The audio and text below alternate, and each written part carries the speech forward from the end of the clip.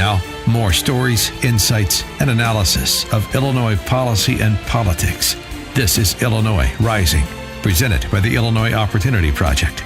Once again, your host, AM 560's Dan Proft. Dan back with Eric Cohn on this edition of Rising, and this is a Sterigenics scare story that started this fall. A company out of Willowbrook, they do sterilization of medical equipment, and a stir was created, well, really a frenzy, when the EPA and a CDC official, local CDC official, essentially said, although they didn't provide this level of detail, that based on some modeling of census tracts, they've determined there's an increased risk of cancer in Willowbrook, Burr Ridge, and Hinsdale because of the presence of ethylene oxide in the air. Ethylene oxide, one of the chemicals used to sterilize the medical equipment as part of Sterigenics' business and the business of others. Well, then the EPA started to walk that back in over the Thanksgiving holiday, admitting they had no evidence to support that claim, that it was a model of census tracts. They had no data.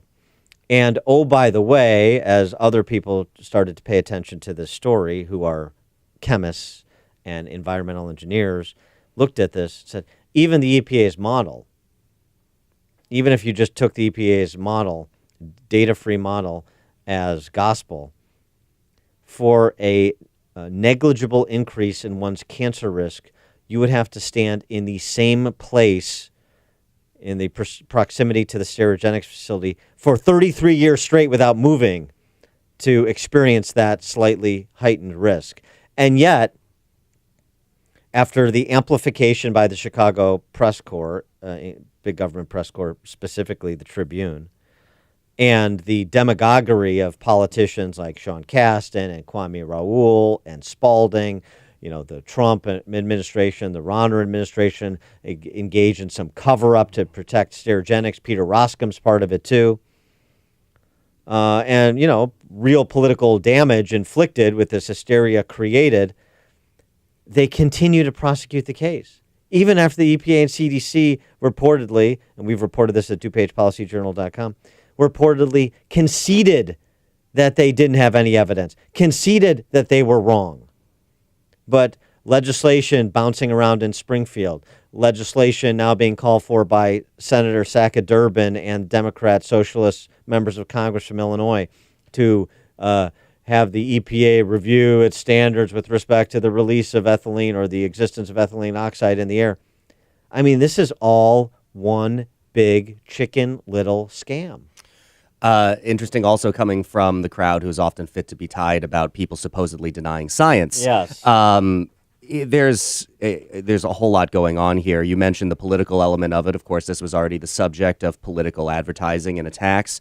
And the consequences, whatever they may have been from that, have already happened.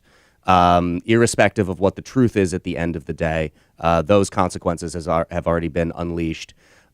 You also have what people should be skeptical of in the first place, which is anytime someone comes at you saying, like, you know, X is causing cancer, which is the distillation of even a slightly more complicated claim, is that, oh, you know, this is causing cancer. Anybody who says that, you immediately need to step back and recognize the fact that cancer is a very complex disease that is informed by genetics and a whole lot of other things than just, you know, this one facility.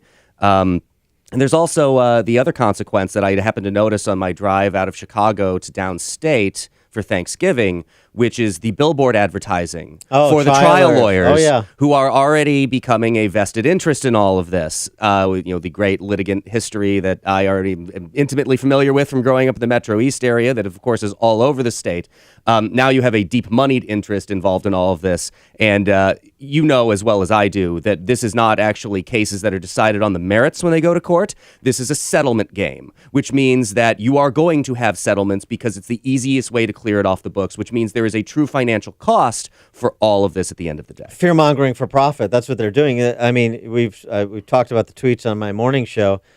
After the EPA released these, speaking of Orwellian statements, as we offered last segment, U.S. EPA recently discovered an issue with the way ethylene oxide has been measured. As a result of the issue, monitors may have reported higher ambient levels of ethylene oxide than actually exist. That's the closest you'll get from a mea culpa from one of these federal agencies. But the trial lawyers, I mean, shameless. Talk about a real discredit to the profession. Pictures of smokestacks emitting pollution on their tweets, hashtag Sterigenics, hashtag birth defects, hashtag cancer risk. You have people going to these EPA-sponsored magic shows in Willowbrook asking, is it safe for little Johnny and Sally to play outside, or are they going to grow a third arm? I mean, it is obscene. And after they admit this is without foundation, the prosecution of the case against Sterigenics and a couple of others also in the same sector continues by the politicians and the trial lawyers. I mean, I don't know. No concern for the 500 people who work at Sterigenics. No concern for the truth. I mean, it's just about elevating my own feelings of superiority, my own public concern for the environment, for kids, for global harmony over everything else. It's remarkable to watch.